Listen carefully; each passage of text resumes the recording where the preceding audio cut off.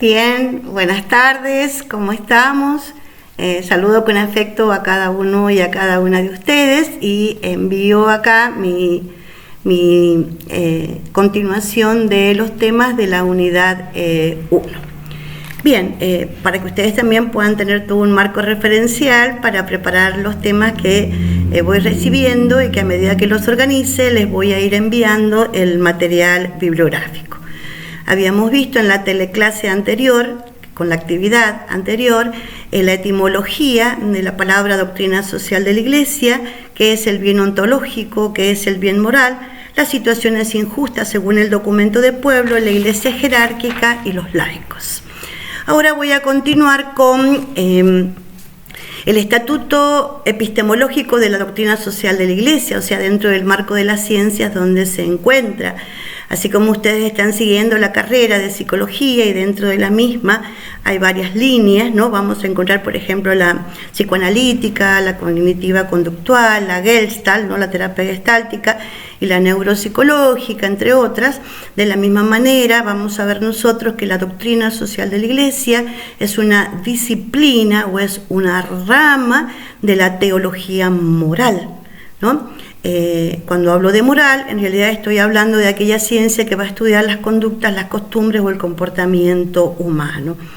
Tal vez ustedes tiendan a pensar que es lo mismo hablar de moral que de ética. Y acá quiero hacer una salvedad. La ética en realidad también va a estudiar las conductas o el comportamiento humano, pero para decir en realidad cuando son buenas o malas, ella se basa como fundamento en la filosofía, en las razones, y sobre todo ella se va a centrar en decir lo que está bien o lo que está mal, en la medida que ataca o denigra a la persona o atropella a la persona. Y me quedo allí. Simplemente, ¿no? Yo les había dicho que una situación injusta es cuando se atropella a la persona, porque atropellándosela a ella se lo atropella a Dios. Entonces, si ya estoy hablando del dato revelado, estoy hablando de moral. Entonces vamos a ver que la ética se circunscribe en dar razones que se fundamentan en la naturaleza intrínseca del ser humano, ¿no? En no avasallar las leyes naturales propias del ser humano y de la naturaleza en general. Sin embargo, la doctrina social de la Iglesia, vamos a ver que ella se basa en la fe o en el dato revelado. También, y muchas veces lo hace, se basa en las culturas.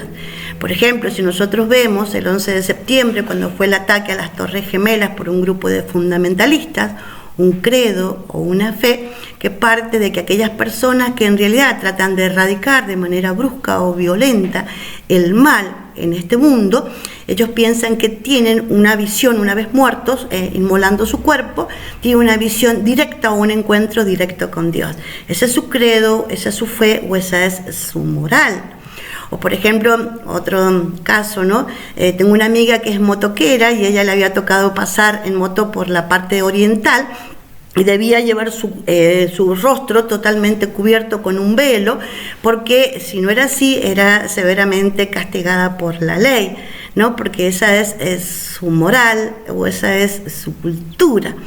Entonces vamos a ver que la moral va a englobar todo aquello que va a analizar las conductas como buenas o como malas, de acuerdo a la profesión de un credo, de una fe o de una práctica cultural. En este caso vamos a ver que la doctrina social de la Iglesia se va a circunscribir a analizar cuando las conductas son buenas o malas a base del credo católico, ¿no? De la religión católica apostólica romana. Entonces, para ubicarla vamos a ver que es una disciplina o es parte de la teología moral que va a analizar las conductas o el comportamiento humano según nos da las bases de la religión católica.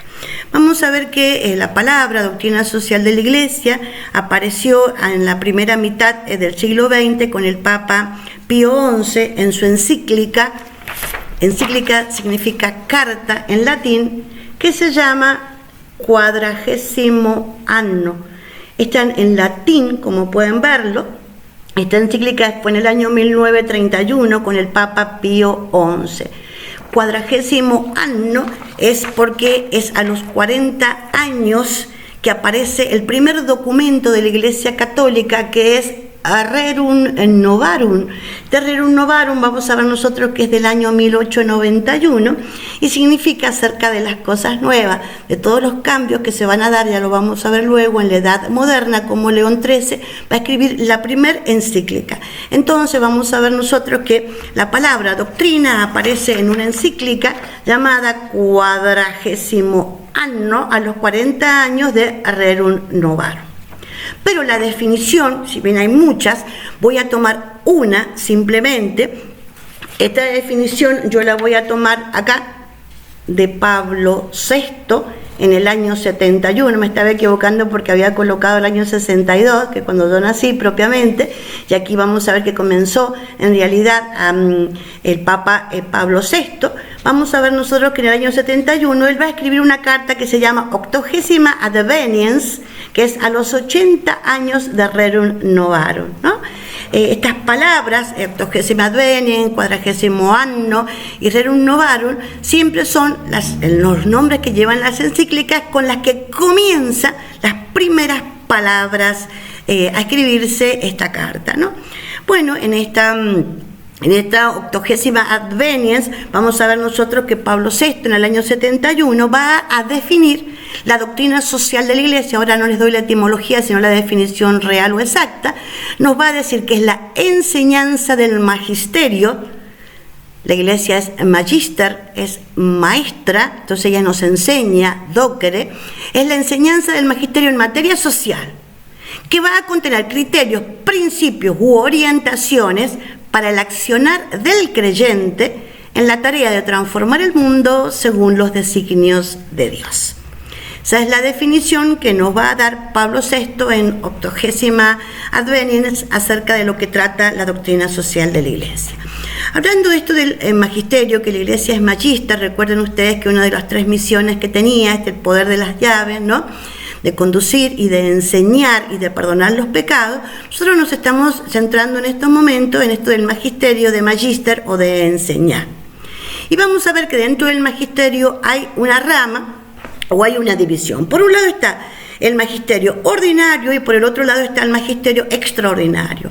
¿A qué se llama magisterio extraordinario? A todas aquellas verdades reveladas, ¿sí?, que están contenidas en las Sagradas Escrituras, dadas a conocer por Dios, que por el ámbito que ellas circunscriben o les atañen, resulta a veces imposible de comprender a la mente humana. Entonces hay un magisterio extraordinario que nos dice que cuesta entenderlas desde el ámbito de la razón y se nos pide aceptarlas por fe. O sea que es infalible, no puede haber error en esto, ¿sí? Y que nos piden una aceptación definitiva o una obediencia ciega. Por ejemplo, la virginidad de María, el dogma de la Santísima Trinidad, ¿no?, que Dios es uno y es trino, por ejemplo, ¿no?, o la doble naturaleza de Jesús, la naturaleza humana o la naturaleza divina. Pero sin embargo, vamos a ver que los documentos, todos aquellos que yo he venido citando, como Rerum Novarum, 80ª Adveniens, 40º Anno, y todos los documentos que se sigan citando de aquí en más, pertenecen a la doctrina social de la Iglesia y se enmarcan dentro del magisterio no extraordinario, donde se nos pide una fe ciega, sino que en realidad se nos pide respeto. Esto se llama magisterio ordinario. O sea que todos estos documentos que da a conocer la Iglesia Católica se nos pide el respeto, sí, pero no la obediencia o el modo de hacerlo a rajatabla tal cual está escrito allí o tal cual está dado allí, ¿sí? ¿Por qué? Porque la doctrina social de la Iglesia es algo vivo. Conforme se van dando las problemáticas, es la respuesta que nos va dando la doctrina social de la Iglesia. Y va a tomar como parámetro una serie de principios, que luego lo vamos a ver, que esos sí son inamovibles, que esos sí no son consensuados, que esos sí deben ser respetados, que después los vamos a ver, ¿no? Pero por mientras, Todo lo demás se va a basar de acuerdo a los avances o las situaciones límites que se van dando, en donde la Iglesia se va a expedir sobre las mismas, pero no porque ya tenga recetas, porque ya tenga proyectos armados, ¿sí? O soluciones preestablecidas, como uno piensa que tiene ya respuestas estáticas, ¿no? Como lo van a ver en las temáticas que ustedes van preparando o me piden preparar, que yo les voy a tratar de dar más que nada material de Francisco, o sea, nuestro Papa Francisco, a partir de la actualidad, porque la doctrina social de la Iglesia es algo vivo y va cambiando el modo en que va explicándolo de acuerdo a cómo se va dando en la realidad, ¿no? De hecho, si les sirve, el Concilio Vaticano II, que es uno de los documentos más importantes que nosotros tenemos dentro de la Iglesia Católica, por ejemplo, nos va a sostener allí que la misa ya no se va a dar más en latín, el sacerdote ya no va a estar más de espaldas, que, por ejemplo, la música ya no va a ser gregoriana, sino que se va a ir ajustando a las distintas culturas, ¿sí? Entonces vamos viendo cambios, ¿no? Cambios, que esto es lo que vemos en las misas actuales, ¿no? Entonces, bueno, con respecto a esto de que es algo vivo, vamos a ver nosotros cuál es el método que lleva a cabo la doctrina social de la Iglesia. Y el método que lleva a cabo la doctrina social de la Iglesia cuando debe redactar algún escrito, alguna carta o algún documento, que en este caso las encíclicas siempre están escritas por el Papa, vamos a ver que el método que sigue tiene 3 bases. Uno es el ver, el juzgar y el actuar. El ver la realidad. ¿Qué es esto? Ver qué está sucediendo, cómo se van dando estas situaciones injustas que comete el ser humano, para poder juzgarla a partir de esas verdades, esos principios que nos dice la doctrina social de la Iglesia, para luego que invitarnos a actuar, invitarnos, no obligarnos a actuar o a llevar a cabo acciones concretas, ¿no? Que es lo que quiero que busquen aplicar dentro de la temática, ¿no? Que ustedes traten de ver qué es aquello que les llama la atención de todas estas situaciones injustas o acontecimientos o conductas que tiene el ser humano, cómo lo juzga la doctrina social de la Iglesia y cómo se puede aplicar en la realidad, de acuerdo a lo que nos dice la fe y de acuerdo a la mirada de ustedes como psicólogos, porque ya no queda nada, están a un paso, ¿no?, de ser profesionales. Bien, en este caso vamos a tener una actividad 2 en donde yo voy a tomar una encíclica, un documento que ha sacado el Papa Francisco, y vamos a ver nosotros que es una exhortación apostólica que se llama Gaudete et Exsultate, en también latín, ¿no? Y vamos a ver qué dice el Papa Francisco sobre el llamado a la santidad en el mundo actual, ¿no? ¿Y por qué se llama Gaudete et Exsultate? Porque él va a empezar con estas palabras: alegraos y regocijaos. Gaudete et exultate. O sea, gaudete es alegraos y exultate es regocijaos. Que con la cita bíblica que comienza en Mateo, en el capítulo 5, versículo 12, en donde dice Jesús a los que son perseguidos o humillados por su causa.